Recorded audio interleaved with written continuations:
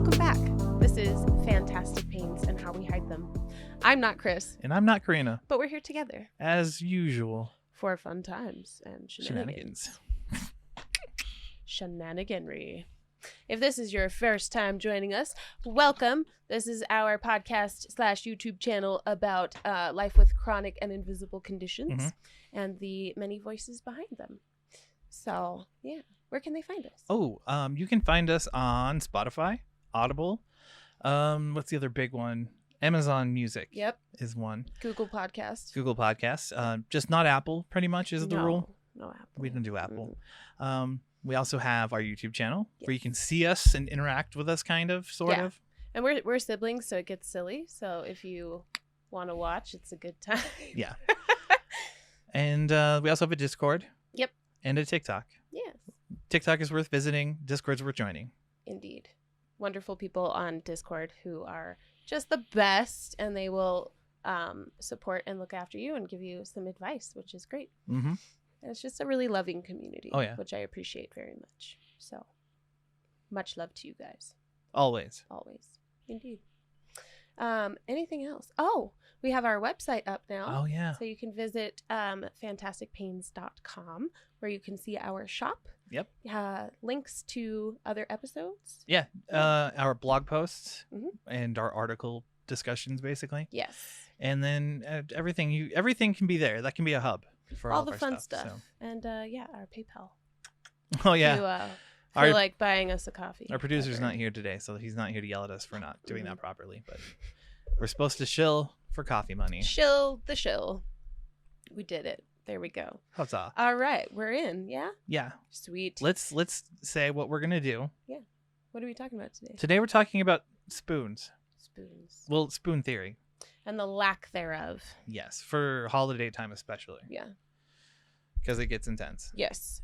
Especially like just winter in general gets really difficult. So we're going to go into the difficulties and kind of the consequences of living the spoony life over the holidays and what that means socially, emotionally, and kind of, physically. Yep. Sweet. But first, it is time for the weekly recap. Check in. Indeed. I haven't gotten that wrong in like 30 episodes. It's amazing. I had to actually second guess myself this time. Really? Yeah. You're like, wait, did I say it right? Which one is it? Oh God, I don't remember. Recap, recheck. Yeah, recheck. I'll go first. Okay. Because I just had a week. Yeah. Pretty normal. Lots of pain. Yeah. Mainly like my knees and my hips, which is weird because my hips haven't really hurt so much, but they've been starting to get to me really bad. Yeah. All week. I can relate to that one. Fatigue was pretty heavy too. And I was out of spoons. So like we're talking about today, I literally could not be a nice person for 3 days. Oh. After Wednesday, it was like I just could not. I literally locked myself in my bedroom. I was like, no, I'm done. I'm not, because I can't be civil to people. You become a hazard. Right. There's no gentle like, oh, let's hang out. It's like, no. And then a lot of expletives. Oh, that's the worst. And then you feel so bad after, and you're like, why can't I be kind? It was terrible. No. Well, and I was fighting with the kids about cleaning the house anyways. Yeah. And instead of cleaning, after I told them, they went outside and started playing in the snow and made a bigger mess. Uh-oh. Then they didn't clean up that mess. And then they went and they just played on their computers. There goes the internet. Yeah. Bye. No, it went away real quick. But I was so done. It wasn't even like a big deal, but to, in the moment, it was like, you're like too just much. Irritated. Yeah. So I had to deal with that. Fun. And then I did the episode. Yeah. I worked hard. Beautiful. Yeah, I got some new techniques put in. Yeah. I think it turned out well. Learning all the things. Slowly but surely. Well, but it's really cool to see how far we've come. Yeah. So if you look at season 1 versus where we are now and how much we've grown just in our production. Yeah. It's amazing. Well, and our confidence. Honestly, your production. I mean, I have nothing to do with that. I just show up and I sit here and I talk about things, and then he makes it gorgeous. I try. Yeah. I try. And TikToks. Yeah. I mean, that was about it. Yeah. It was pretty low key, but It was a long week. Yeah. I'll tell you that. It was a long week. That's for sure. I'm trying to remember like what happened and how it happened, and I don't even know. I can't remember Monday at all. I never remember Monday. I'm like, what happened? Did I exist even? I went to work. I did a thing. Yeah. Tuesday sucked.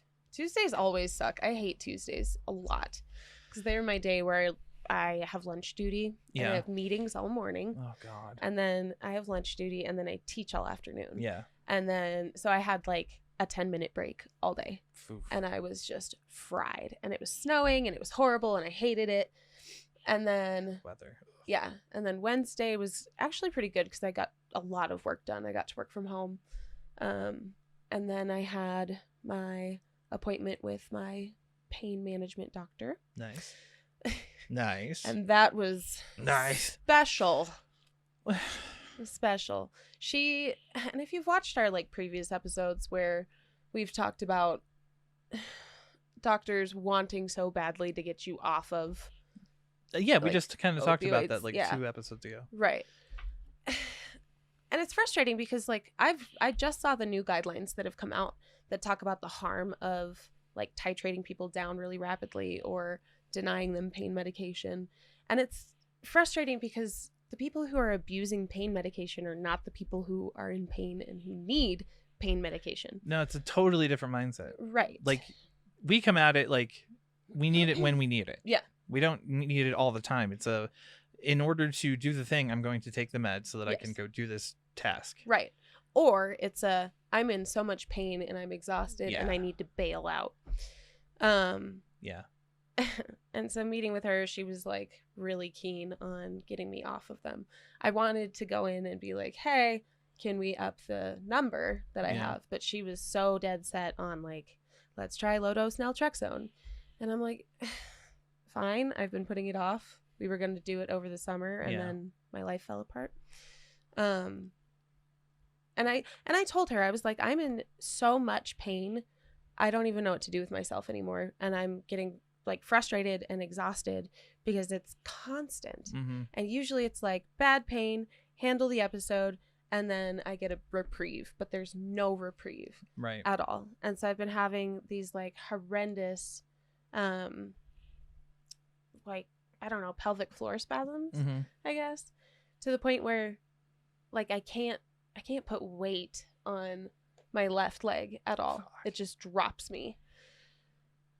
And it's just been so painful. And so we talked about it and I explained to her like what's been going on. She was like, well, why are the spasms getting worse? And I was like, I don't know. I'm not the doctor. And so we're back on baclofen, which is a muscle relaxer.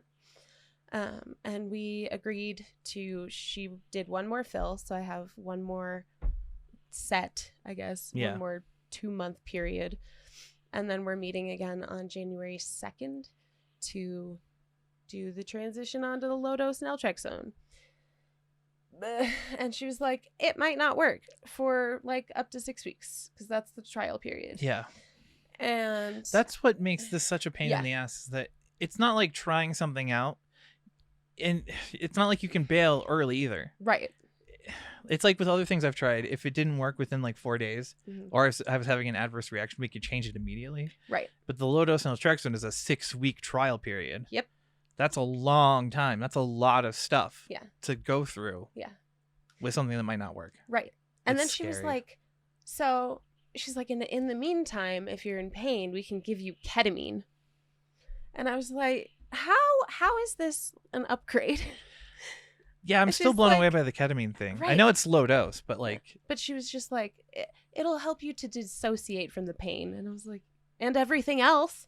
Right, you still have stuff to do. How am I supposed to be functional when like my functionality has been threatened? I'm basically missing a day a week of work at this point. It's just bad. It's just really, really bad. And so...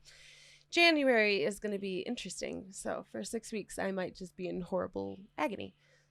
But we might have a hiatus. Who knows? Right. Well, no, we're going to keep doing this. She'll power keep all of you updated. Yeah. And everyone's like, but what if it works? It could be amazing. And I'm like, I don't trust that it will because I baseline everything. Mm-hmm. And if it's something I'm on all the time, my body's going to be like, yeah, I know what that is. And we're going to throw it away. Yep. And it's not going to work. So, I'm off the Tylenol finally. That's good. So that's good. It's just stupid. I mean, it could work though. It could. I just don't have a whole lot of hope. Yeah, but you're not like shutting yourself off to the chance that and I'm gonna do it because then I can say I've done it if it doesn't work. And she did say that like if it doesn't work, we can go back. Right. Which is good because my fear was having them be like, okay, you're off the opioids. No, we're never going back. Right. I'm like, but it works. That's the thing that works. So that'll be January. Fun times. And then Thursday was really bad. Thursday I was in a lot of pain in the evening. And then Thursday Friday. sucked. Yeah, because we had a snowstorm. Yeah, just bad pain all week. Mm-hmm. And I've been having it starts as like kidney-esque pain. Yeah. And I think I talked about this last week too. Yeah. And then it goes all the way down into my whole pelvis. And it just feels like I'm being pried apart. Or like my pelvis is divorcing the rest of my body. Right. And then my legs hurt and it's awful. Yeah. I hate it. And then yesterday was so bad at work. Like I was bad. I don't want to say never, but I don't usually get to the point where I can't take myself home. Right. But my husband had to come get me because I was in so much pain. So much pain. And so I dosed and went home and I slept for a little bit. And then we had a birthday. Yeah. Yeah. So that was my week. Fun times. Not really. Not enjoying it. The changes. Yeah. Winter's hard. Yeah. Winter's really hard. And I forget, when it's not happening and then you're like, oh, yeah, this is fine. And then winter hits and you're like, dear God, what is going on? I have to check something real quick. Hmm. Yep. Huh. Nothing. What? The anniversary of Bad Things is yesterday. Oh. And I usually get really moody on that day. And that might have been why I've been moody all week. Because I really, it's seasonal. Yeah. I can feel it in my body. I've talked about it with Libby before, that even though I don't acknowledge the day, that your body and your chemicals will react. Yeah. Just to it being that time of year. Yeah. And bad things happened the Friday before Thanksgiving. And it just Thanksgiving is just so rough because this is the period of the year where I have a lot of death anniversaries. Same. Yeah. Starting in late October and going all the way through to February. Yep. It's just bad. It's not good. Yep. Not a fun time. Well, and we get the moods anyway. Right, the sads. So you get sad, and then you have to deal with all that all the time. Yep. Every day, it's a new thing. Yeah. Well, and last night was so bad. Mm-hmm. I haven't had a night like that in a long time, and it was I don't even know. So when it's such a familiar feeling, but you haven't felt it in a long time, and you instantly flash back to being a child. Oh yeah. That's how that was yesterday, and it was just seeking input so I could avoid feeling things, and it was just it was bad. For me, I used to have really bad ear infections, right? Mm-hmm. Mom used to talk about it all the time, how bad my ear infections were. Mm-hmm. And those times were that's inescapable pain, and it was in both my ears, and it was for months, right? Sharp, horrible pain in my ear, inner ear, and everything. So when I'm in a lot of pain, that's where I go. Yeah. Back to being a kid and to rolling around trying to do something to not feel the pain. You're trying to escape it, but it's you and it's in you and you can't escape it. There's no moving away from the pain. No. But I go back to having fevers and I don't even know, being a small child. Yeah. You just flash back. It's crazy. So it's not been a good time, but we're here. Yeah. Glad to be here. Yeah. It's I'm always just waiting for Saturday. I'm ready. I'm ready. I mean, as much as you guys like the episodes, so do we. Yes. I'm glad that it's a communal experience. Right. That everyone, people enjoy us and look forward to it. And I really love that people participate. Oh yeah. So if you want to participate, go to Discord or leave us a comment. Even we read everything and we take suggestions and things. Yeah, and then just know that every time we get a sub or every time we get a comment, we send it to each other immediately. Yeah, and get it really excited. Yeah. Yeah. We Even gained the 2 hate. subs this week. Yeah, and we got spammed on our live. Yeah. By a porn bot. That was so weird. I was like, "Hey, we're official. We finally got spam." It was amazing. Stupid. We didn't do a live this week either because of birthday. But... Yeah. So, Not my birthday, by the way. So don't wish me a happy. No, her birthday is like forever away. It's like January or some bullshit. I don't know. When is it? January. The 1, 2, 3, 4, 5, 6, 7, 11. It's one of those. 7-11th? 7-11? Yeah. Sick. Yeah. Great. I have a lot of siblings, okay? It's hard to keep track. I know what month. That should be enough. I know my siblings' birthdays, but I don't know beyond that. Well, that's the weird thing is like I remember everyone else's birthday. Yeah. Even people that I met like 3 times. If they tell me, I'm like, got it. Siblings, no freaking clue. Couldn't tell you. Yep. Actually, no, I think I can, except for Bug. I don't know when Bug was born at all. Maybe he was hatched. Crawled out of the earth. No, I got this. That one's easy. Oh yeah, no, his is very. Oh, his is sad too because it's on the anniversary of someone's death. Damn it, Bug. Yeah. Anyways, spoons. Yes. The spoonages. What is spoon theory? Okay, so we're going to do a quick refresher. So for those of you who don't know, spoon theory is just kind of a way to explain energy and how we have to kind of budget it when you are chronically ill. Yes. And that's even with mental illness, spoons can be applied. Yeah. So spoon theory is basically, what is it? You have 12 spoons at the start of the day and everything costs. So maybe it costs you a spoon to get up and a spoon to get in the shower and a spoon to get dressed. And then you have like social spoons that you have to expend to be able to be a human being. Masking takes spoons. Yeah, God. Oh, mask made of spoons. Mm-hmm. My spoonery. Spoonery. Yeah. Yeah, spoons are... And it's funny because if you watched our other episode where we talked about the, what was it, Emma James article? Oh, yeah. About spoons and... The way she demonized it's so dumb. And she has it totally wrong, too. Oh, absolutely. It's not like this cult following thing. It's just a way of being like, guess what? Everything I do in life costs energy. And I'm expending it everywhere, and I'm not recovering enough. The Emma James thing really bothers me because it's not new either. She treats it like it's this new thing, and it's all the kids, all the teenage girls are getting together and making shit up.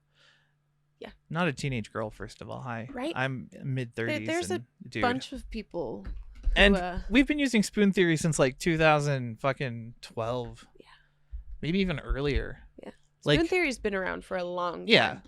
Yeah. It's just, and it's stupid because it's not like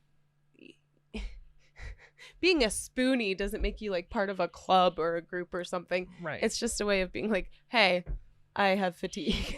Honestly, it'd be nice if when you're like meeting like friends of friends, say you go out to a social gathering, right? And you're like meeting new people and you're like, I'm a spoonie. And they could go, oh, cool. I get that. Right. Wouldn't that be nice? Yeah. Just to be able, so you're tired already. Uh-huh. Yeah. Everything costs energy, and I'm probably gonna dip halfway through this thing. Just know I'm a spoonie. Yeah, when you like have to bail out. Yeah, but I don't know, how would you explain spoons if you had to, like, say you were meeting someone, they were like, I don't know what that means. Oh, you're right. Like if you're like, I have this thing, and they're like, oh, what does that mean for you?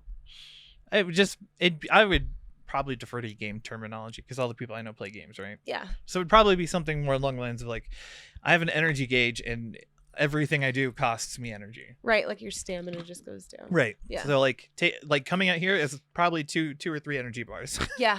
Yeah. Like 2 spoons to do like social gatherings. Right. Oh, it's hard too because, well, and it's hard to make people understand what, because they're like, oh, well, yeah, everything costs us energy too. And you're like, great, you have an abundance of energy that I don't have. Yeah. So you're starting the day with several fucking spoons and I get a few. Yeah. And then everything I do costs more spoons than it would cost you. Right. Because I am chronically ill. Yeah, it's like you're carrying shit with you all the time. Yeah. It's just baggage. Right. Okay, so that makes more sense, I guess, is like you just have this backpack full of weight. Right. And everybody's weight is a little Let's bit talk different. Naruto. So one of the characters in Naruto walks around with weights all the time. And he does it to become stronger, right? Yeah. We do it just because we have to. Right. Someone strapped the shit to us and we can't get it off. And it just won't go away. Yeah. Yeah. That's exactly it. Like, what did I say? The like mountain climbing metaphor where like, sure, it's steep, but you have a staircase and I am climbing a cliff face. Mm-hmm. So that's kind of what that means. Yeah. And then spoon debt is another piece of it. That is hard to explain to people because they're like, well, yeah, you go to sleep and then you wake up with more spoons. But if you're in spoon debt, you have to recover all of the spoons that you've used and borrowed from the next day. So it sounds like an arbitrary rule when you say it that way. I don't know why.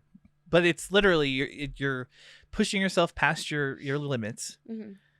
And then you have to recover. It's like credit. Yeah. Yeah. It's absolutely. I can use my cash, but then once I've used all my cash, now I'm borrowing from tomorrow's spoons and the next day's spoons and the next day's spoons. And we can throw ourselves into spoon debt over anything. Like I've gone in spoon debt because I want to participate in something fun. Yes. Or because I have shit that I have to get done. Mm-hmm. And there's no avoiding it. Yeah. Right? FOMO's the big one for me. Like, oh my God. I will push myself to not miss out on something or like feel like I'm left out of something. We used to do game night, right? Mm-hmm. Every Friday or Sunday or Monday, whatever it was, because it changed. But I had to stop going halfway through. Mm-hmm. Like I would bail halfway through game nights for a long time, and then it got to the point where I just couldn't even do it. Yeah, I was so out of spoons that I would just lay in bed and listen to them doing it. Yeah. And then be like bitter and angry that I can't. Not mad at them, like it wasn't their fault. Right. But I was mad at myself that I couldn't do something so basic. Yeah. As sit down and play games. I've had that with like at work. Sometimes they'll be like, right after work, we're gonna go get ice cream or let's go get drinks right after work or whatever it is. Mm-hmm. And I can't. No. Because I'm like, literally what I'm doing is spending everything at work and then going into debt over being at work. Yeah. And then I have to drive home and then I have to make dinner or eat dinner. Even eating dinner costs spoons at this point. No. Like, it's exhausting to have to be like, oh, now I have to nourish my body. No, man. Like, especially this last week, Jen would bring me food and I'd go, okay. Yeah. You're like, I don't want to do that. Yeah. That sounds like a lot of energy and effort. Mm-hmm. No. Well, I forgot about the time that I fell down the stairs and I shattered 2 of my teeth this week. So eating's been real not fun. Yeah, the one that was broken shattered more, and then this one back here, like because of the dentures, it's wearing away at the base, and a big chunk broke off, and now the nerve's exposed. Oh no! So eating, horrible. Drinking the ice, that was not fun, but I did it because I need the caffeine. Right. Oh my God. Yeah. That happened Wednesday. Mouth pain is just awful, and I'm sick of it. I haven't made a dentist appointment yet. I need to do the same. Oof. Just take out all my bottom teeth that are fucked up. My top teeth are great. Just replace the bottom ones, and then let's get going. Oh, I have a bunch of appointments to make. I need to get with PT because I don't know what to do about the spasms. Like, especially the like pelvic floor spasms. They hurt so unbelievably bad. I can't function. Yeah. Was that a chunk of tooth that came out of there? Don't I do that a lot. You don't actually, know my life. Where you're like, where you bite down and you're like, that felt like sand or dirt in my mouth, and oops, it was a piece. It was a piece of tooth. Welcome to EDS, everybody. So your teeth shatter and nothing matters. I don't know. Anyways, back to spoons. We're talking. Okay, so now that we've established spoons and spoon debt, let's talk winter. Yes. Which starts you off with spoon debt. Yes. It's like not so much debt, you just have less spoons per day. Yeah. I feel like. Yeah, like your pay is cut. Yeah. A lot. Yeah. Mm-hmm. Well, and it's hard because the temperature is changing so much. Yeah. And the pressure along with the temperature is changing so much that we go into these like crazy spikes of pressure and then really big lows in pressure. And we know that the barometrics affect our functionality and our pain and our fatigue. And then just the cold itself Like my bones hurt. Yeah. They hurt. Like even in my head and my neck being exposed to the cold at all. Yeah. Or like waking up, you can tell how cold it is outside because it hurts. Yeah. It's like this sharp ache inside That's of exactly you. it. And it's not nice. It's fun. You wake up in the morning and you're like, oh no, this again. Yeah. Oh, it's bad. Yeah. And winter is the time of the SADS. So it's the seasonal affective disorder. Yeah. And it's the time of great suffering. I mean, holidays. There are lots of family gatherings. We have trauma, and holidays are difficult. But then you add all of that, and like we've worked through a lot of the trauma part. Oh, totally. So we're better about like I don't feel so nauseated at the idea of holidays anymore. Yeah.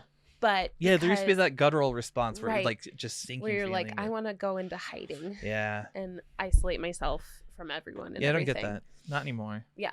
So I've kind of established a better way of functioning through it, but it still just costs so much. Oh my God. And it's just one thing after the other after the other. Mm-hmm. So you've got birthdays and Thanksgiving, and then you've got Christmas, and then you've got... You forgot Black Friday. Oh God. Which sucks for us because Jenn's Jen. retail. Yeah. Like that's not fun. No.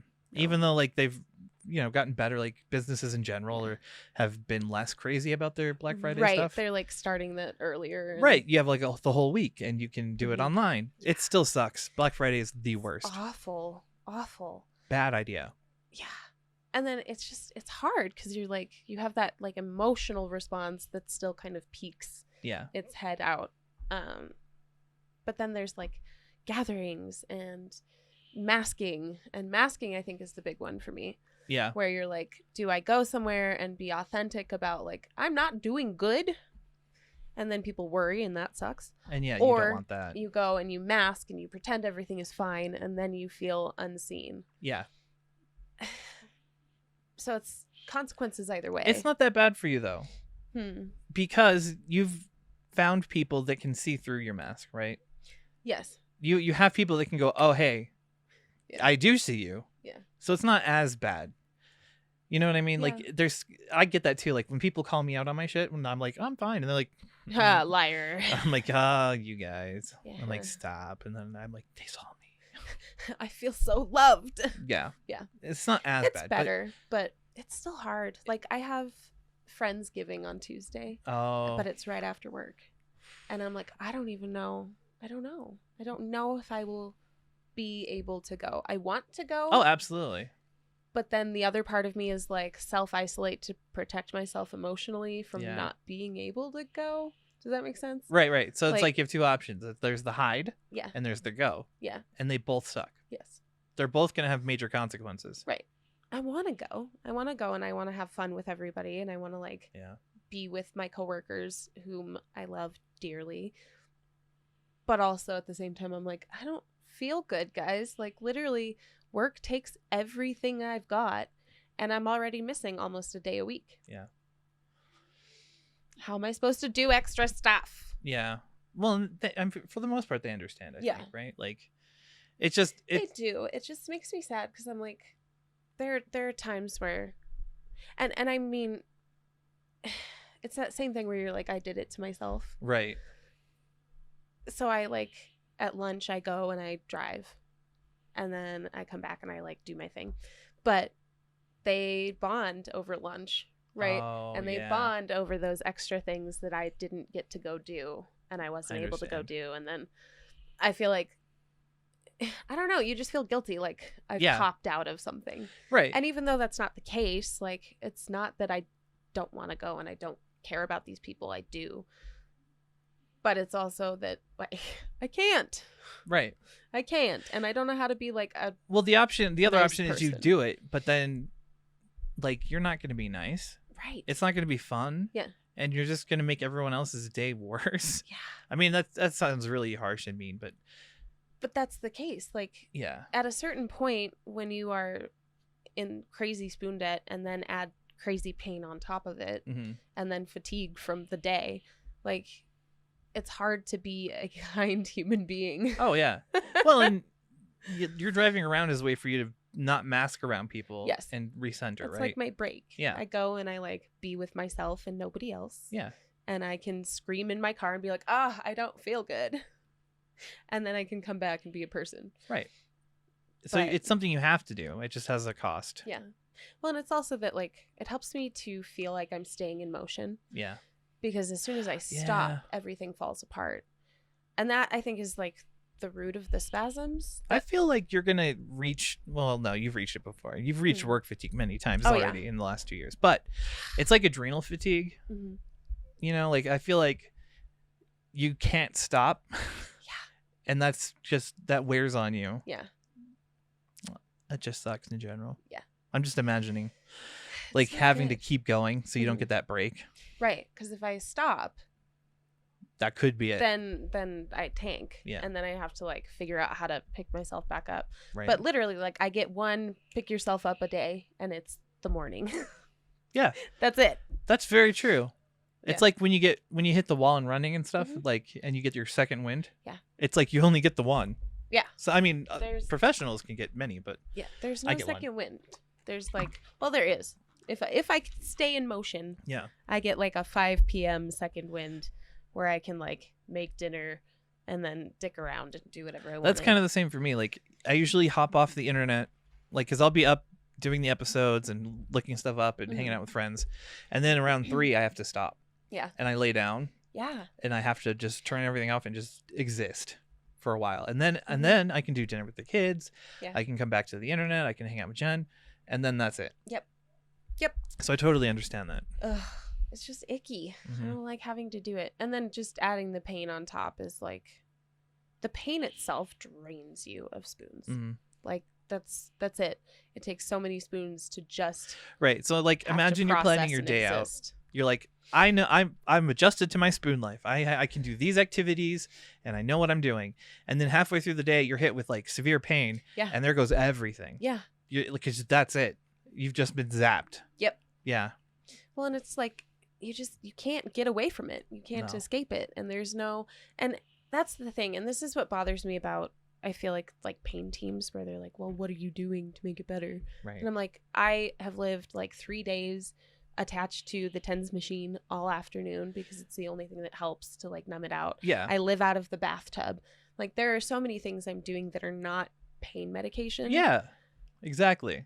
And then you don't get credit for any of it. No. They're like, it's bullshit. You need drugs. We have a lot of mental coping mechanisms and tools that we've developed that we practice and use.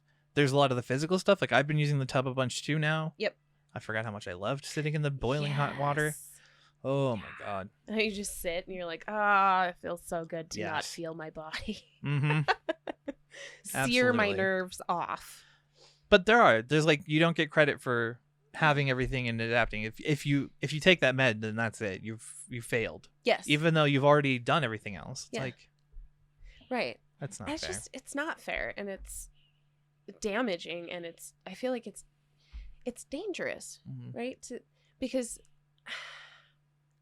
I don't know how to like approach this, but, and I know you've been here too, where you've hit a certain point where you don't feel like anybody's helping you. And you're just like, okay, so at what point do I hit a wall where I've had enough entirely? Right. And you're like, okay, it's time. It's time to go.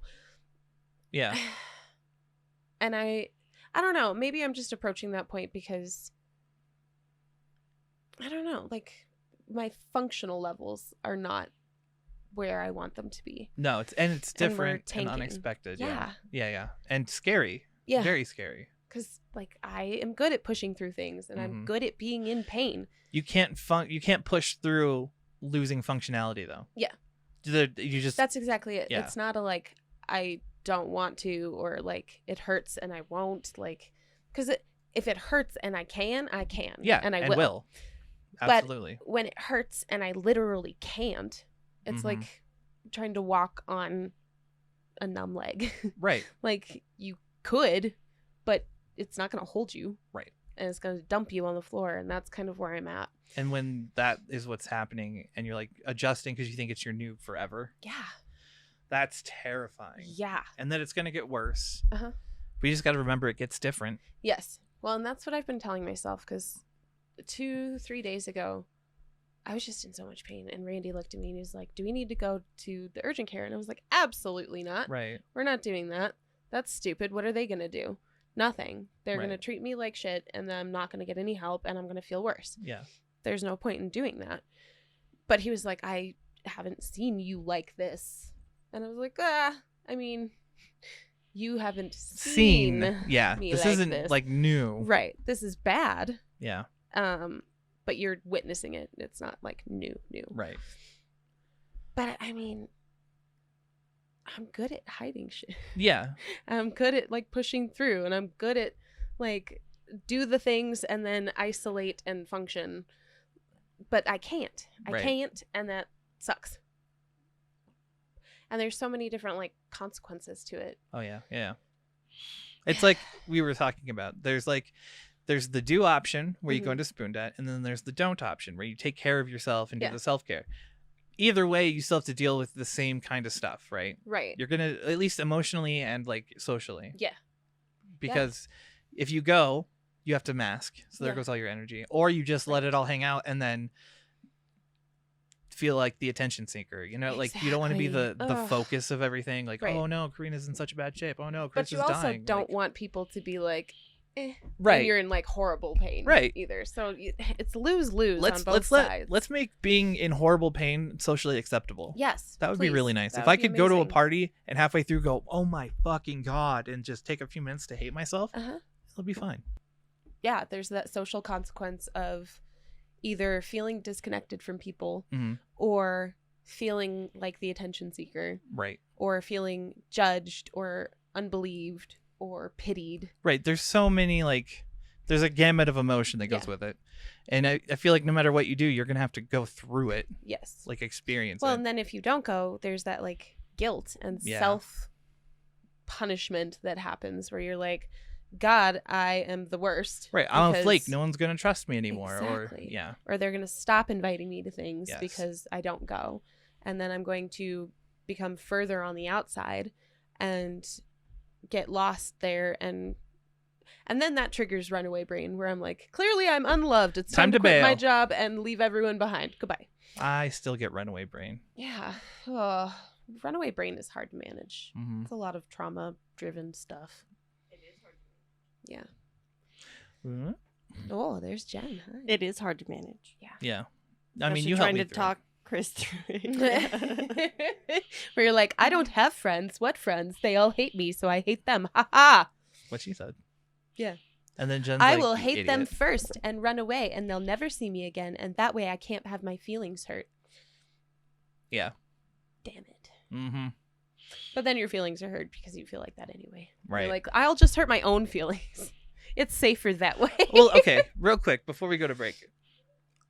What happens when I don't go to functions? Because in my head, you show up, and because I'm self-centered, everybody's like, well, why isn't Chris here? Why isn't Chris here? Yeah. Blah, blah, blah. I'm sure it's nothing like that. They don't ask why you're not there, but they ask how you are. See, that's sweet. My granny will be like, next time, tell Chris I hope to see him because I love him. See, that is sweet. Okay. Yeah. It's coming from like a good place. It's not just I was imagining like the other side of the family being like, oh, how's he doing? Like, is he okay? Why isn't he here? Like, no, is he sick again? It's adorable that you think they talk to me.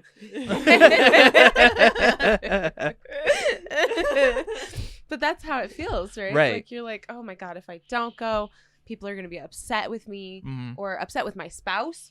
Yeah. And that's bad because I'm like, I don't want him to have to manage people being upset at me not being there. I had that worry, but I also sent Jen to Thanksgiving like the first year we were together. I was like, you go, I'll stay. I wanted to go. I suffered that day. Oops. And then, go on. With our friends and like when we used to do weekly D&D in person. Yeah. Ben would ask me each week if Chris was still dead and I was still maintaining the cover that he was just sick. Yeah. Yeah, because I remember those days where it was like, oh, he's sick. Oh, he's sick. oh, he's sick. And like for me, I was like, he doesn't love us. Or it was like, oh, they chased him out and I'm never going to see him until I leave. And then that kind of came true. But like now there's a very clear understanding of what is right. It wasn't, there was no like, I hate you, or you know what I mean? Yeah. It was a lot of trauma and then managing being ill at the same time. Right. And then having to mask and not wanting to mask or not having the energy to mask. Yeah. So I don't know. It's hard. Yeah. Because there's no correct answer, right? Mm-hmm. There's no right way to do things. There's no right decision. You have to weigh everything kind of individually and as it's very it comes situational. up. Yeah. Because I mean, Tuesday for me, like I could go.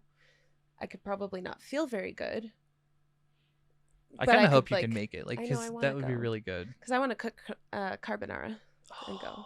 Because we're not doing like Thanksgiving food. We're doing just potlucky. Carbonara. Yeah. With my artichokes and yeah. Yeah. And then we get the leftovers. Fuck yeah. Yeah, there you go. Well, because you guys aren't doing a Thanksgiving, huh? I bought a turkey. We're gonna do something just us and Bappa, but oh, that's great. Good. I'm glad you are. Yeah, not even Aunt Jenny's coming over. Wow, where's she at? She has stuff going on. Oh. Yeah. Got all these people with their social lives, right? Everyone doing their thing. I'm supposed to go to Pine and then come back for the husband's side of the family. It'll be good if you can survive it. 2 meals in a day. Right? That's a lot. We could get into the social obligation of having to eat the food. That too, ice God. Cream sandwiches. Ice cream sandwiches are the best. So, okay, next up, after break, we're going to talk about the fear of forever. Yeah. So the fear of the decline, and maybe go over some coping skills and stuff you can do around the holidays to try and keep spoons, or at least drag out your spoons so you can participate. Right. And then suffer through January. Yeah. We'll see. I know. I'm like, I'm not ready for that. That's going to be hard. Yeah. But yeah. So what do they need to do? They need to Venmo me $1,000, please. Hydrate. Hydrate or dihydrate. Yes. Have a snack. Because you are a snack. It's true. Take my love. Take your meds. Do it. Yeah, that too. Take your meds. I haven't taken my Adderall. That's why I thought of it. No. I know, because it's in the bathroom. I found it. I thought I put it down. You did. I went looking for it, and then I was like, no, I probably put it in my backpack. You just lose things. It was in the bathroom. I was like, oh no. It's been my last night too. Yeah. Do something nice for yourself. Yes.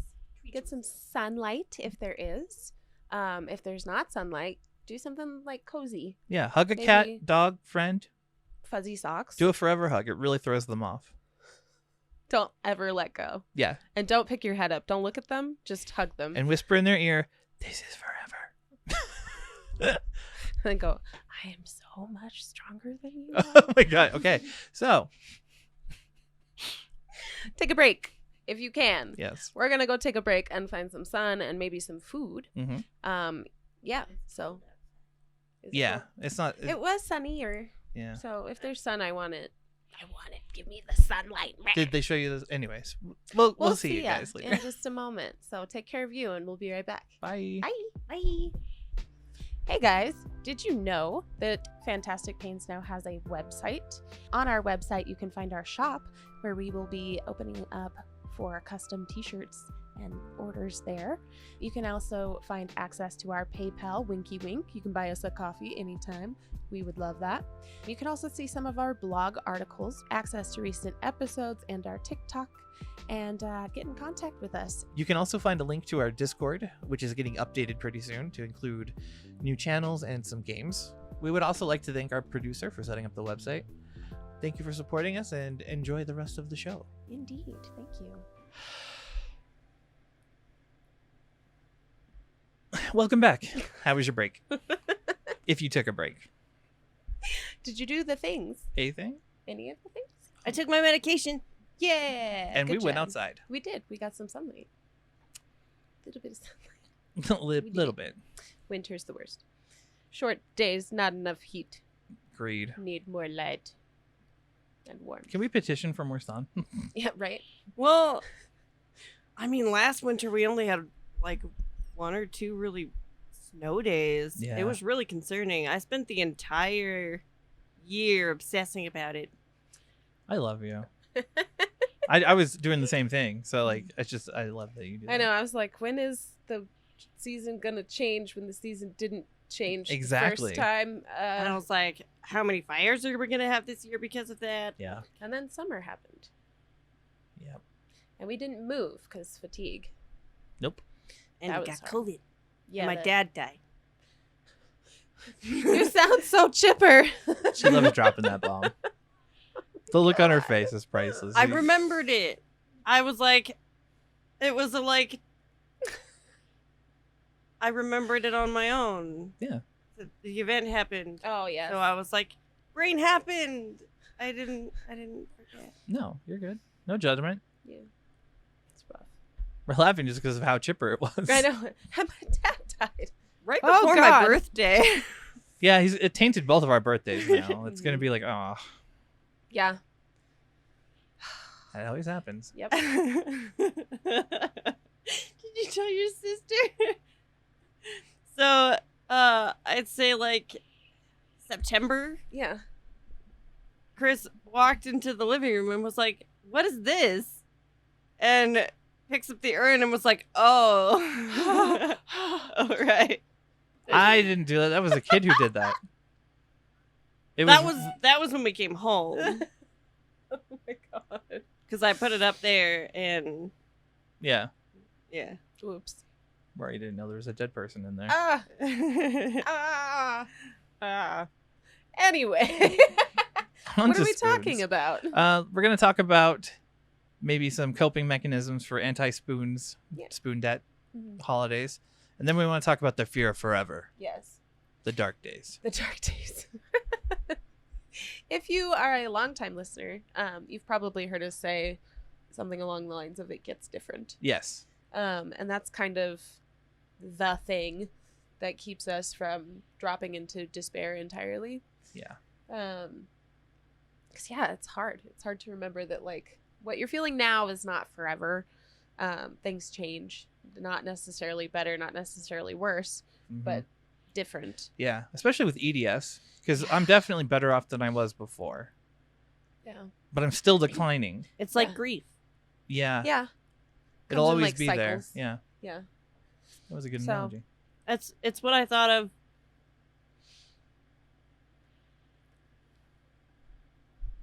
Sorry, I just telepathic communication here. Memories unlocked. So the dark days that we were talking about before. Yeah. Where it was really bad and like you stabbed yourself in the leg that one time. I'm psychotic. You're bipolar. I'm bipolar. It was the grief analogy along with the like serenity prayer. Yeah. Because it was I used similar coping mechanisms to when I was going through the court stuff with Bruce. Yeah. Okay. Paired with the grief aspect of it. Yeah. Because it was around that time that when Rory was a baby that I saw my dad last in person. And that was around the time that I started going through the grieving period because that was where you felt the loss. Yeah. Because I knew like the dad that I knew was never like there was no coming back. There was no recovering from everything so far. So I am and like I told my granny, like there were bits of it that I started to go through in middle school, but tangent. But with the fact that he still called on occasion and I didn't really understand then. I mean, I was in 8th grade. Yeah. It wasn't, I still had hope that, you know, he would get better, that he would come back. Yeah. Yeah. Makes sense. Well, that's interesting because, like, I think you might be like this too, where we avoid hope. Yeah, because it hurts when it doesn't happen. So it's easier to just be like, you know what, whatever happens, happens, instead of like, well, I hope for this outcome. Because when you hope for an outcome, like, part of you is set on that. And part of you is like devastated when that hope falls through. And so we just kind of have avoided it forever. Yeah. Where we're like, you know what? We will figure out whatever when it comes to that. Mm-hmm. But right now, this is the way it is, and we're gonna just hang with the way it is because that's what we can do. But it's definitely like, it's a hard thing to, I don't know, we've talked about before where you have to accept different outcomes all at the same time. Oh yeah you have to be able to, and it's not necessarily hope, it's just that you've gone through, this leads to this. Cynical neurodivergent coping mechanism. There you go. But that was literally, cynicism is really what it is. It's like, if the worst happens, you're like, okay, that was, I mean, it was bound to happen. Right. And if the best happens, you're like, oh, cool, that was nice. Mm-hmm. It's sweet. It's the difference between me and my sister. Like she's taking it a lot harder than I am. Like she thought that there was time left still, and like she wants to go and see how he was living. She wants to understand who he was before he died. That's gonna be tragic, though. Yeah, like, and you started differently. Like you grieved a memory instead of like where she's at, where she's trying to seek a truth that she isn't prepared to deal with. Does that make sense? Like, like she knows factually it's the tism. She wants to understand. She wants to break it down. She wants answers. Yeah. Sometimes there just isn't understanding though, and there aren't answers. Like people make choices that don't make sense to us. Yeah. And like, I know we go through it with family on our end where we're like, I will never, ever understand the motivations for some people. It took me a long time to get there, though. Like, to the point where I was like, it's not going to happen. Right. Like, I tried a lot. Yeah. I put a lot of effort into it, but it was pointless. Mm-hmm. And it doesn't serve a purpose either. Right. Not like knowing would change anything. Right, exactly. Well, and that's kind of where I'm at, where I'm like, does it matter? Is it productive? Mm-hmm. Like, is it something, because that's the thing with spoons, is you have to learn how to budget your energy differently. Yeah. And that includes like your emotional energy. Oh, definitely. Which is why, like, for me, I don't get like really angry about a lot of things. Oh yeah, me either. I get angry, I vent it, and then I'm done. Yeah. I don't hold on to something and carry it with me. That I don't get. Because it's heavy. I don't understand how people can do that. Right. How can you stay in the same state of mind and the same mood for a prolonged period of time? They don't know that they're doing it, and they're not taught how to cope with those emotions. Yeah. Because it's the difference between me when I was younger. Yeah. And me post Bruce, basically. Yeah. Going through what I did with Bruce, I mean, obviously with Chris. Yeah.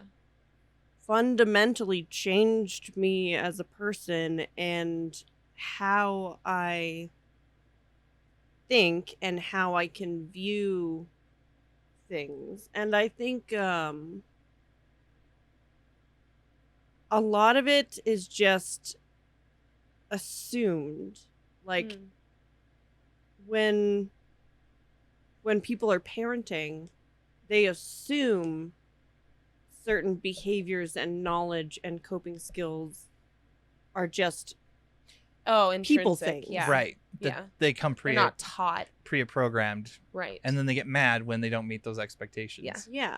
But there's no explicit instruction there, which is what is needed. And I have to remind myself of that sometimes with the kids. It's like, if I'm getting mad about something and with them, if I react angrily, what I've had to do is call myself out on it immediately. I go, whoa, that made me angry. And I will explain that, like, I'll work it out in conversation with them. Yeah. So they know, like, oh. Well, and it's a modeled behavior, right? Like, exactly. It's first identifying an emotion and then going through the reason for that emotion and the thinking behind that emotion, which is what a lot of people are not prepared to do. Like, they're like, I feel a way. I don't like the way I feel. Right. They're kind of at the whims of their feelings. Yes.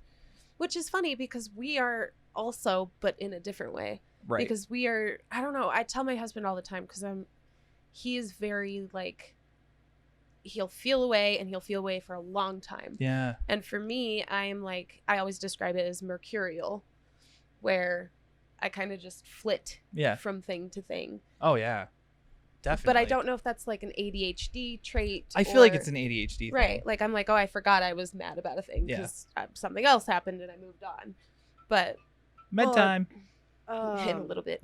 With my ADHD, like, Randy is so much like me before. Yeah. Sometimes I, like, step away from the situation and, like, when Chris is doing something, because it just, like, resonates so close that it kind of get a little triggered. Yeah.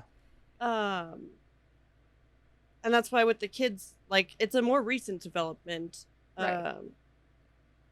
Because I noticed how, like, they were reacting, or, like, they're angry, or, like, Rory's acting out and they don't know why. Yeah. And most people, I remember learning this in psychology class, most people are either unwilling or unable to just innately be self-reflective. Mm-hmm. Yes. Oh, yeah. Yeah. Whereas we are like, we live inside of our heads and we question ourselves continuously. And we're like, what was that? Why was that? How do I move forward with that? Am I avoiding something here? Do I need to process something here? Mm-hmm. Do I need to just feel my feels for a minute and then move on? Like, is my feeling justified in reality, but also without judgment? Right. Right. Because you can't fall into judging yourself for your emotion. You can go, that made me feel away, instead of like, oh, I'm horrible because I got angry. Exactly. As weird as it probably seems, I'm very grateful for the mental health struggles I've had through my life. Mm-hmm. Mm-hmm. Because that, and the combination of that human over there, Chris, I pointed at Chris because I'm off camera. I was able to turn, because I people watched before. Yeah. But with my family, like, when something goes wrong, it wasn't something that we were capable of stopping and calming down and thinking. Right. It was panic, and then all you feel is that panic. Like, you could not. Yeah. Well, and then you, like, overreact. Yeah. Well, and I identify with that really strongly because, like, I am who I am now, right? And, like, there is some pride that I take in being self-reflective and self-aware and in control of myself. But then there are situations, like with our family, that will trigger you so hard that you're like, all of that knowledge and learning is out the door. Oh, yeah. And now I am back to being a child. Isn't it what I think Randy was saying? Instinct brain? Yeah, like you fall out of, like, the thinky brain goes bye-bye. Yeah. And then instinct brain is like, these are the patterns I recognize. This is what it means. And we gotta like escape or fight or. Yeah, I mean, we still have those, like, slip ups where it's like instantly you react, and then you afterwards like, oh. Yeah, that like was the moon watch. Yeah. That was one for me where I was, like, disappointed in myself in a way. But I also was like, I'm not in a place where I wanted to or felt like I was capable of. And it was so sudden. Yes. So. Yeah. But I remember, like, when I was younger, there were practically years that I felt almost nothing but anger. Yeah. I was constantly angry, and I had no idea why. I had no capability of figuring it out or expressing it aside from just lashing out. And yeah. Well, I feel like anger is like in that instinct brain, right? Anger is like this self-protective measure that we fall into. And I see it a lot with the kids I work with, where anger is the like smoke screen. Anger is the armor. Anger is what protects them from having to feel everything beyond it, right? So anger is safer than the other like negative emotions that they could be feeling or would be feeling. And I feel like a lot of people fall into that, where they're like, yeah, anger is safe because you feel, in a way, you feel in control of your anger, right? Like you're like, I am angry, and I'm going to be angry, and I'm going to behave in my anger. Yes, exactly. Because it's this like safe nook of, I can feel angry and not know why, because it's an excuse too, right? Like you can excuse behaviors and things you wouldn't normally do because you're angry. Yeah. And in the moment you're not thinking that way, but that's why it's what happens. Yeah. You know? It's just feel like there's no thought in the anger. Yeah. Most people, I don't know if it's how they're raised or if it just never occurred to them, but they don't natively break down their own thoughts or actions. Like if they do something and it hurts somebody else, there's a large chance they won't notice. Oh yeah. Right. Yeah. Well, and I think it's like, and I've had this conversation with Randy a couple of times where we talk about how there's this like super narrow view of the world, and it's extremely self-centered, right? Like you are the main character and you are the only person in existence because that is what you're aware of. Like other people are there, but they're kind of just these passing characters in your world that maybe serve a purpose or like all of that. But it's such a narrowed lens because to look beyond it is scary. Yeah.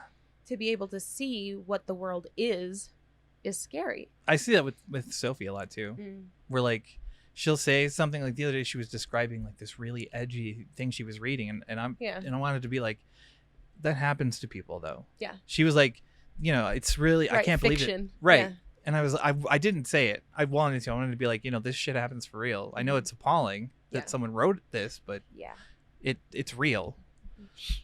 And well, yeah, that's a big one too that you see with like, especially when like white privilege is brought into the conversation. Oh yeah. I don't feel like it's ever explained well, but it's this, you see it a lot where people are like, I've never experienced that, so therefore it can't be real. Like that doesn't happen in the world that I know. Exactly. What is the world if that happens to people? Yeah, and they just close themselves off to it. Exactly. So they're like, no, that doesn't happen. That's made up or exaggerated or a one-time thing. Or, this isn't something that actually happens all the time. Right. But it does. This Most world of it is full of does. not and they great don't things. notice like people. I've caught old couples in my store, like shifty eye watching black people in the store, like.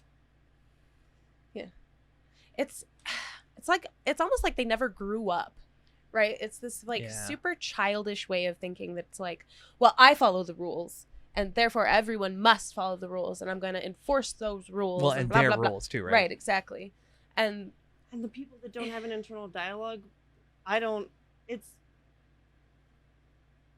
it blows my mind. Like I had a therapist talk to me about it after I had a therapist talk to me. I did a lot of therapy. Ditto. I'd say a couple years after I was diagnosed with ADHD. The therapist acknowledged it, but my mom still at the time didn't. She didn't think it was real, right? Yeah. She did not. And convinced me that it wasn't, and that I was just energetic. And Yeah. And that spiraled into... Anyway. Yeah. I also took an IQ test at the same time. And so a lot of the stuff that I was talking about with the therapist, she said was a little bit tied to a mixture of both. Because there's a certain amount of awareness with, I guess, I lost my train of thought. Because you were talking about like the internal dialogue, right? And people who don't have that. Yeah. It's almost like they forget that they can go in and they only live with in what the is now and the present, right. and like the but in reactionary way. Yes. Yes. Reactionary is the way to put it. Yeah. Is that like the neurodivergency and the like with the higher IQ, we're more hyper aware and we notice the patterns and we'll connect the patterns, and then we get frustrated that the other people don't notice the patterns when we're not the average. Like right. Well, and that's like we've talked about in the past, where being socially and emotionally intelligent and you expect the world to be the same way, and you expect other people to be the same way because you don't know any better. Well, yeah, when it's you're not starting out. I think expect is like the wrong word. Right, It's you anticipate it. Yes. It's just how you and then assume when things are. Other people are not. It's confusing and frustrating and sad, because you're like, what world am I living in when I can't communicate with other people the way I want to, and they're not awake, they're not there, right, they're not in the actual, like, they're not broad enough of view to be able to have those conversations the way you want to, or to have the support you want, or like I had to have that conversation with Rin, because she makes friends really easy. Like, she's really social, but she has I called it the Chrisisms, where she puts in a lot of effort and she cares deeply. She cares deeply. Yeah. And most people don't. Right. Oh, I still have that. And where so I'm she like, won't people only like me for what I can do for them. She won't get the same care back out of most of the friends that she makes that she puts in. Yeah, and chill. So she needs It's a lonely feeling. Yeah, it is. It's a lonely thing, and I don't know. It's just such a strange way to live when you are aware. Yeah. When you are aware of the outside and the inside at the same time.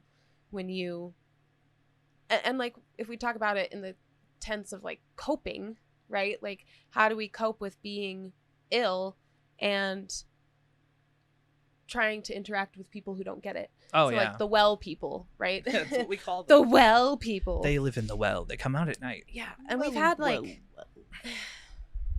It's hard. It's hard to get people to grasp what's happening when you have to mask constantly.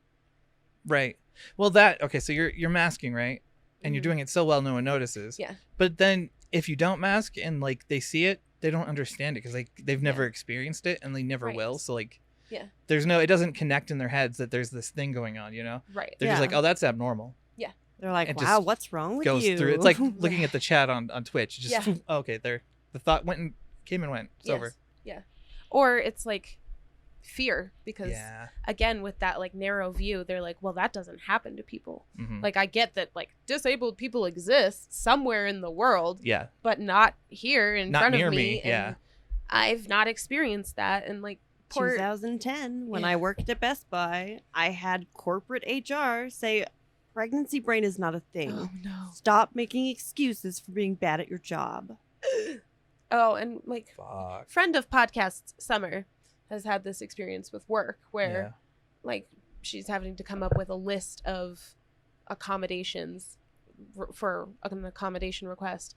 But within that, like we sat down and we talked about it, is to put in like a safe place to recover and self-assess. And I was like, you need to say that you're going to self-assess. Yeah. Because what was happening was, if I wasn't there to help and manage and go through it with her, somebody else was, and they didn't understand what was happening. And so there's this like panic, or someone needs to come get you, or we need to call an ambulance, or overreaction. Like, yeah, like major overreaction. And it almost cheapens the experience of being ill when you're like, okay, so either I'm completely fine or I'm dying. Right. There's nothing. It's that black-white brain. Yeah. It's either is or isn't. Yeah. You can't function if you have an illness. Right. Which I think is why we get so creative with coming up with descriptors for pain. Yeah. Is because you like want somebody to understand. And I had to think about this because I was like, am I... Because, you know, like personality disorders and all of that. And yeah. I don't know. I wonder about that all the time for myself because I'm broken. Ask Jenn. But like thinking about histrionic personality disorder where they like exaggerate and expand upon things. Yeah. And I'm like, am I like that? Because I'm like, no, I feel like my body is being split in half. Am I being dramatic, or am I trying to reach them in a way that makes sense? Right. And it's such a frustrating experience to be like, am I the crazy one, or do I really want to be understood? Like what is it that drives me? Right. And to have to question that. It has to come to motivation, right? Yeah. Because you're not doing it to like get attention. No. You just want understanding. So yes. That's a safe bet that you're not. Yeah. Well, and I've learned that people who have been pregnant tend to understand when I talk about like the pelvic floor spasms. Oh yeah. Where I'm like, it feels like my pelvis is just being opened. And Jenn just died in the background. It's horrible. It's horrible. It feels like I'm being split. Yeah.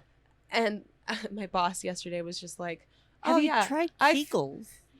Yeah. Oh. Well, it's not that, because it's all the way up in here. And it starts with the kidney line. Yeah. Like that nerve, and then it moves down. And then it goes down, and then they're like either super low. So I'm like, you know, contractions feel like that. It does. It feels like I'm giving fucking birth just for fun. And then you can't put weight on the leg because the spasms are so bad. And like into the groin, and it's awful. But she was like, oh yeah, I had that when I was giving birth.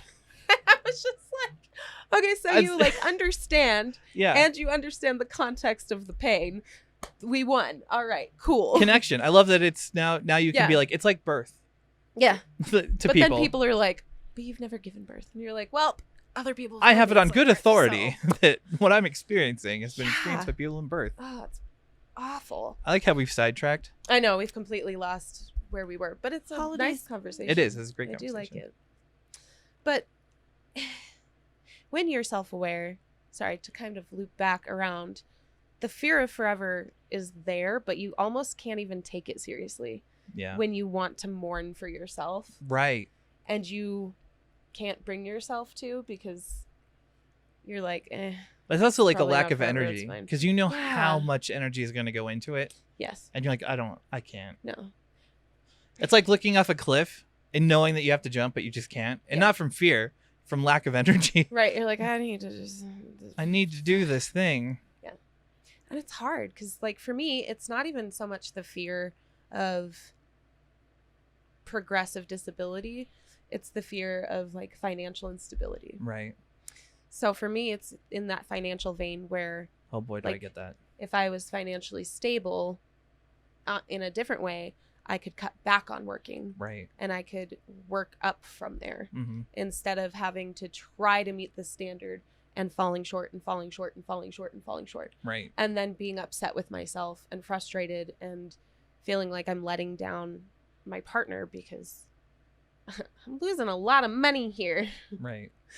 But it's not even so much the disability part, because I don't know, we've always been aware that this is how it is. And even before diagnosis, we didn't have like well, someone's gonna fix me. It was like, no, I just want to know what's happening to me. Yeah, exactly. And if I know, then it's okay. Right. If I can understand it, yes, then it's not an issue. Yeah. It's not terrifying. Like I'm not dying. Mm-hmm. There's nothing horribly wrong. I don't need to go to the emergency room. Yeah. Like it just is gonna suck. And we accept it. Gonna suck. Yeah. But then we accept it too far sometimes. Oh, absolutely. Where we don't bother to try to cope. We're just right. like, I'll just suffer. It's fine. I don't do that. I don't know what you're talking about. I do that a lot where I'm just like, he's like, my husband will be like, well, have you done this to help? And I'm like, nah. He's like, why not? And I'm like, I don't feel like it. Well, you're in horrible pain. Yeah. Yeah. It's fine. I don't do that. I don't know. Jen's face. We're not related at all. Right. I think there was a point early on where the not normal, like where things would never be the normal again. Yeah. That was hard for you to get past. Oh, dude, that was a mourning period. Yeah. Letting go of the dream of normal. Yeah. Well, I don't know. For me, it was almost, I don't know, like a weight was lifted. Oh, like I didn't have the pressure of that was having the thing, to like, achieve normal. I was still trying to hold up a standard. Yeah. Okay. This is pre-diagnosis. Pre-diagnosis. Yeah. This is like when work was going on and I couldn't fulfill work duties and money was scary. 28. 28. You're at 28. I'm also not 28. I'm 29. But I'm at his 28. Yeah. In 2008, so we had the house payment going on and yeah, like, it's I mourned it, and then once you let go, it is freeing. It's like, okay, I can cope with this. Right. I'll just be amenable to like whatever happens. We're ready for everything, and we like go through these periods where I don't know, because we move through emotion and feelings so fluidly. Mm-hmm. Like I had a meltdown maybe a week ago about how frustrating it was to have to live in a society that is not built for you. Yeah. In a society that doesn't care about you, in a society that is not compatible with who you are. Yeah. And that I felt like was more damaging, maybe? Yeah. More damning than the actual disability itself. Having to force yourself to fit a mold. Yes.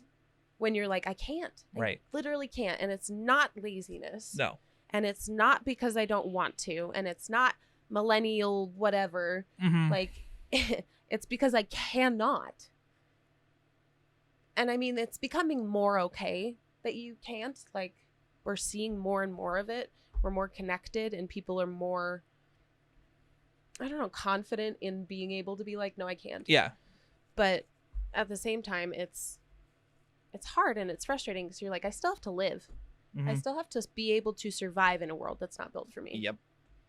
And then I get frustrated because I'm like, it doesn't have to be like this. No, it doesn't. Why? Why are we doing this to ourselves? What always gets me is the feigning it. Yeah. There's like a, we're accessible for everybody. We're very understanding. And they're not, and they aren't. Mm-mm. They just, there's a ramp. We put in an accessibility ramp. We're pro-disability. Yeah. But, okay. Good for you. You're like, you don't know what accessibility actually means. Nope. Thank you. Never thought about it once in their life. Yeah. It's the same conversation I had with the key holders at my store. They're like, I don't understand why it's this way. And I was like, well, these decisions are being made by people who have not stepped inside a store in 30 years. Oh my God. Yeah. Teaching's the same way where you're like, why are you making all the, why are you calling the shots when you have no clue what it's like where we are and working with these kids and teaching and being in the classroom every single day. Right. That's why Dr. Chastain was so refreshing. Was a lot of doctors have never been in any amount of pain. Right. Well, and you still have doctors out there who believe that, like, for starters, let's see, that the cervix has no nerves, which is insane that they believe that. Last week we talked about, there was a post in one of the groups where this poor girl was like, my uncle's an ER doctor, and he said that Ehlers-Danlos isn't real, and no one calls it EDS. It's called Ehlers-Danlos syndrome, and the only real Ehlers-Danlos syndrome is vascular. Wow. But these are people who are working in medicine. Well, we had people comment on it. Yeah. In the post after, like, there was that nurse that was like, this. Yeah. And there's nothing I can do about it, but this. Yeah. And I was like, oh no. But that's where we are in the world, is like, you have those teachers who are like, sit down, shut up, factory worker. And then you have the doctors who are like, hysteria. It's a thing. You're wandering uterus. Counterpoint. Papa. There are good doctors out there. Yes. I just feel like we've been complaining about doctors so much that we're like, it's hard to sift through them. Oh yeah. We've had so many bad experiences. Yeah. But there are good ones. Yes. I don't want people to think that gems. Like we're anti-doctor. No, we're pro-doctor. Good doctor. Good doctor. Pro-educated doctor. Willing to learn. Yes. Well, that's the important part, because, and this is like part of the frustration I have right now with my pain doctor, is that she's like, well, your spasms don't sound like EDS. And I'm like, you don't know what EDS entails, comes with comorbidities. Mm-hmm. Like, there are, it's what do I always say? That this is EDS, everything's possible and nothing makes sense. Yes. Yeah. It's true. But it's like our muscles fatigue from just having to do what they're supposed to do. Oh yeah, like we were talking about earlier, where your head's too heavy and you get exhausted from holding your head up. Hurts so bad. Imagine that. Imagine that you can't hold your head up because it's heavy. Yeah. Well, and that's why like fidgeting is such a big thing, is because if we keep relieve the muscles, tension. And if we keep the muscles in movement, they're still in use. Yeah. It's when we start to relax that the problem starts. Yeah. It's just frustrating because there are so many people who won't admit how much they don't know. Oh yeah. And that's all the way around. Mm-hmm. And sometimes it's like with Marianne. I miss Marianne. Me too. She was. But the first 6 months, I couldn't stand her. No. She and I did not jive because I felt like she wasn't listening, and then obviously like she was cautious. Right. They have to feel you out as much as you have to feel them out. We talked about it last week. Yeah. How we went a few visits before we actually like clicked. Yeah. Yeah. But it wasn't like a negative experience off the bat. Right. She was just being very incredulous. And I was very defensive. Mm-hmm.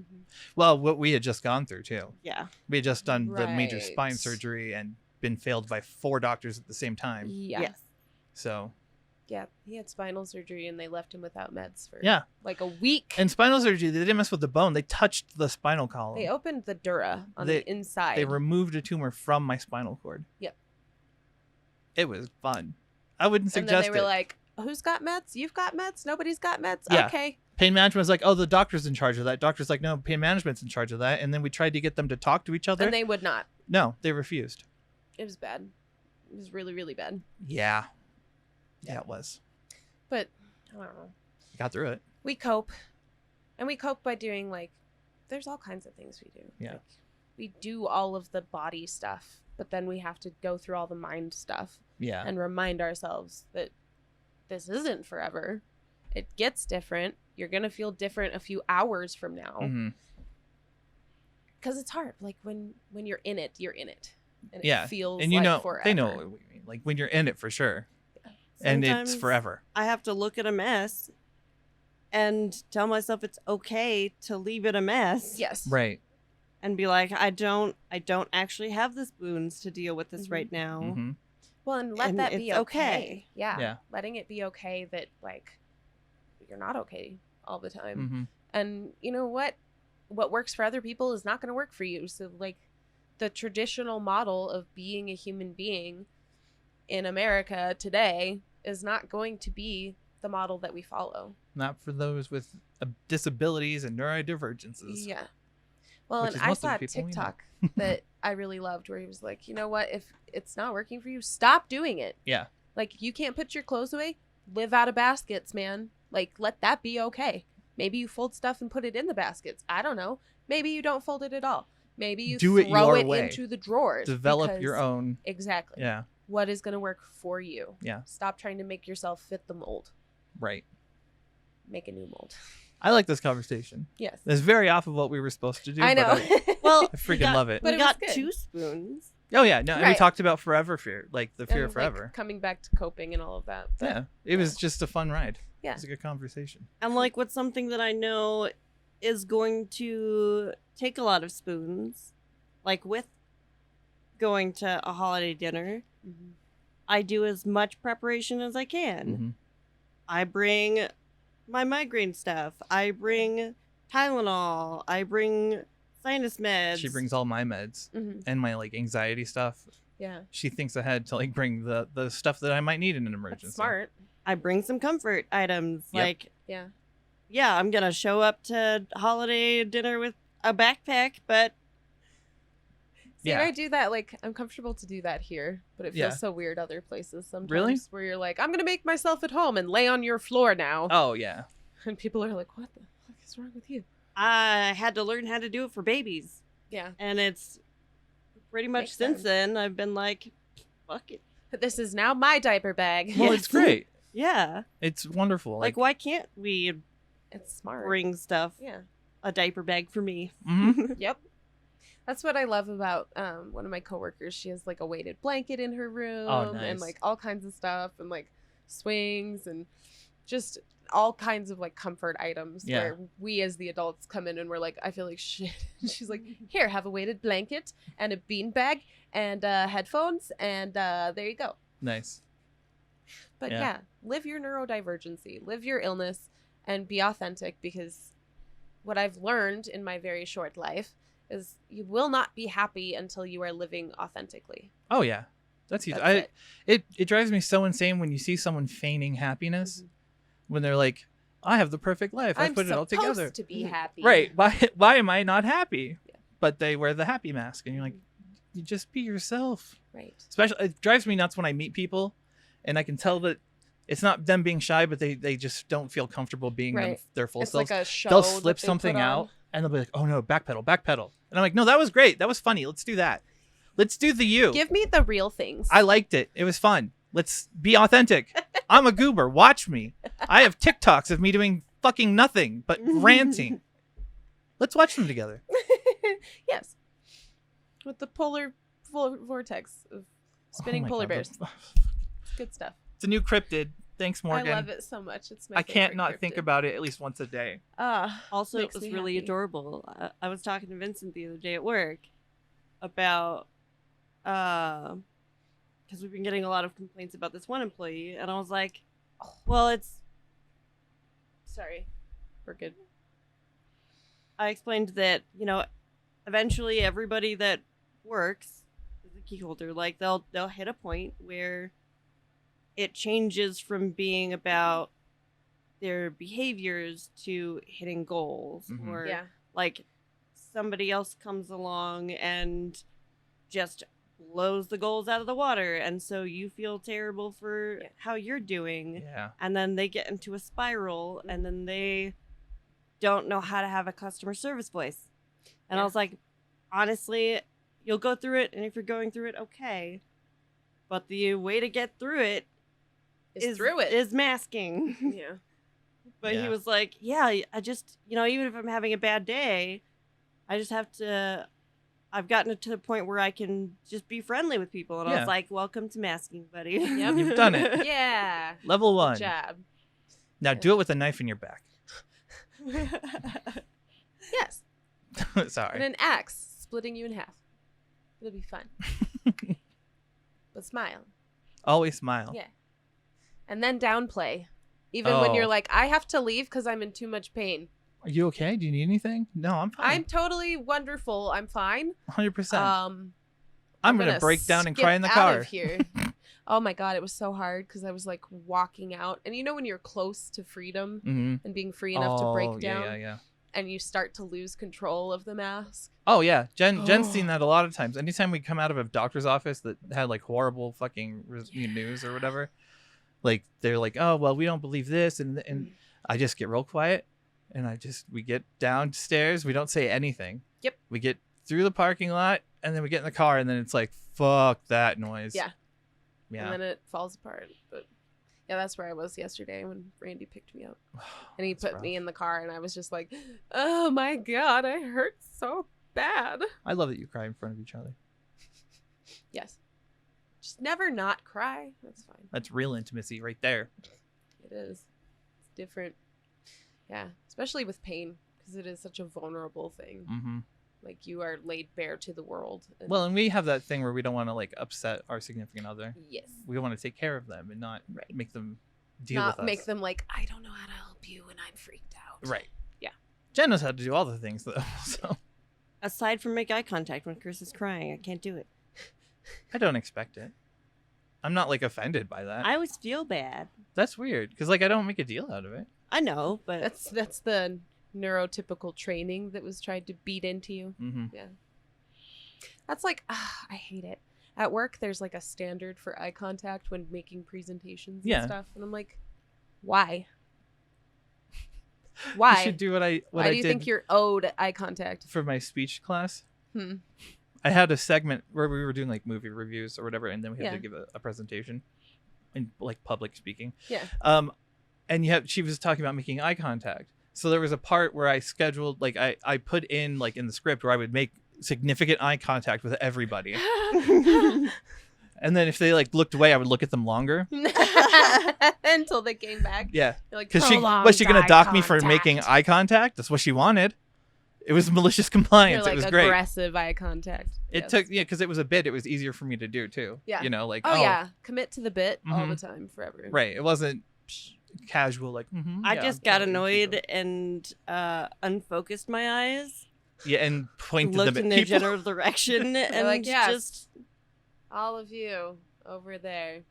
I can't the see sea you. of people. I can't see you at all. I'm looking at the dust mote in front of my face. Oh, that's cute. Yeah. Oh, your dust mote. Crap, now I don't know where to look. I think we should wrap it up. I I'm think so. starving all of a sudden. I'm also stiff. Yeah, It's time to move. So, all right. I'm sorry that we got sidetracked. I hope it was something. Relatable. Yeah. You're something welcome. to think about. Jen unleashed her ADHD brain upon us, and it was wonderful. She came home from work, to be fair. Like, all the tired. I want to say thank you. Thank you, love, for joining. Yeah, thank you Means for a lot. staying. I know you were really tired and you wanted to go upstairs. I'm glad. It really was a good conversation. Agreed. Hurt. Yeah. Yes. We're just, pain, yes. Quite. Indeed. All right, my loves. Thank you so much for coming along with us.